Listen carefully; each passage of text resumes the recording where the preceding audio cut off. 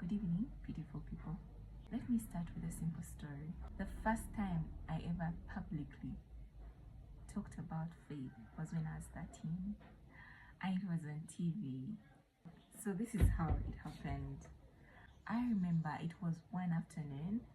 We were in our social studies lesson. Our teacher was suddenly summoned outside. He later came back and selected me with a few others. It had happened that Top TV had come to our school to do a segment on faith. I remember the exact spot I stood with a large TV microphone. But honestly, I don't remember a single statement from that interview. Today, I get another chance, 15 years later, to address the same topic. This time around, I'll sure remember what I talk about. Well, my name is Belinda, and my faith journey started as a 6-year-old who had just experienced the death of her father face to face. I was filled with so much grief and hopelessness. One Sunday morning, an auntie of mine took me to church. I gave my life to Jesus, and my life has never been the same. I experienced enormous joy, love, and a great sense of hope for the future.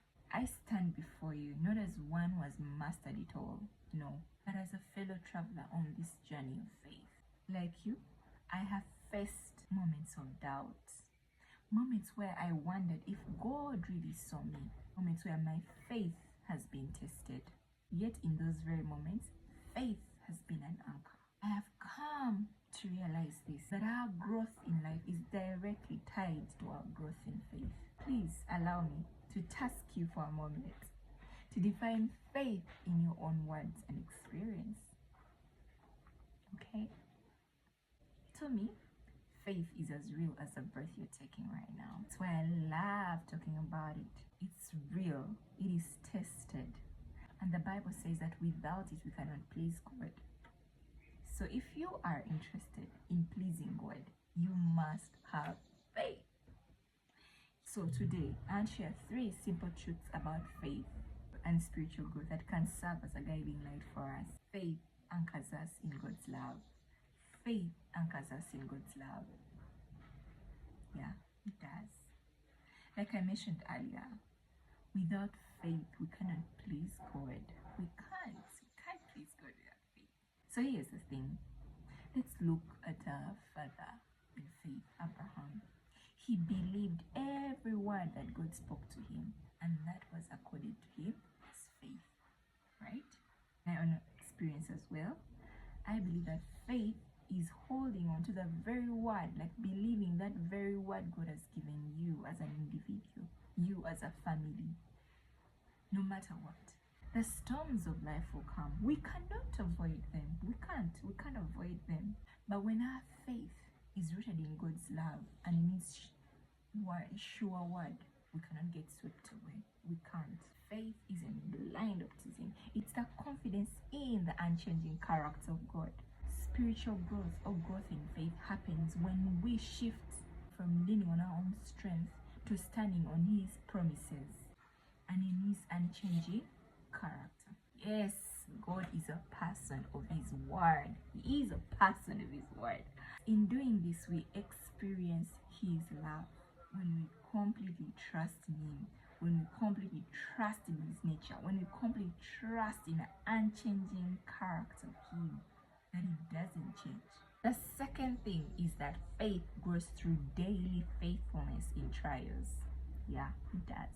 The Bible tells us in James 1:2-4 that consider it pure joy, brothers and sisters, when you face trials.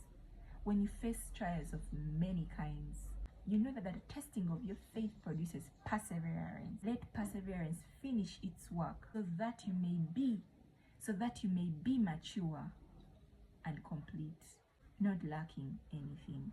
Growth in faith does not happen in one dramatic moment, as it goes without saying. It's a daily choice as we hold on to the word He has spoken. Just like a muscle grows through daily, consistent exercises, so our faith grows through daily practices like prayer, reading the word, worshiping, serving others, to mention but a few. Think of it this way. Small faithful steps will take you further than occasional leaps of emotion. As John Maxwell says, small disciplines repeated consistently every day lead to great achievements gained slowly over time. Remember, faith is a journey. Faith is a journey. It's a journey.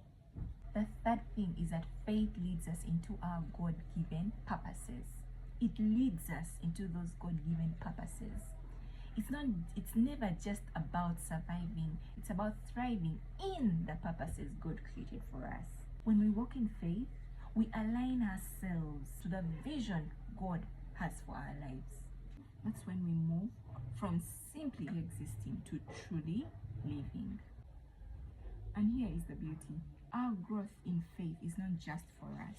Our growing faith impacts our families, our communities, and even the generations to come. As Jesus said in Matthew 5:14, you are the light of the world. When your faith grows, your light shines brighter and others are guided by it. Ultimately, our purpose is to please God in all that He has called us to do. With growth in faith, this can be a reality. So what do I hope you take away from today? It's simple. Anchor yourself in God's love through faith. Be faithful even in the small things. Step boldly into God's given purposes by faith. If you do these three things, you will not only grow spiritually, but also become a source of hope, strength, and inspiration for those around you. Let me close with this image. Imagine a tree planted by the riverside. Its roots go so deep. It bears fruit in season, no matter the storms. It stands firm. That is what a life of growing faith looks like. So today, let us choose to grow.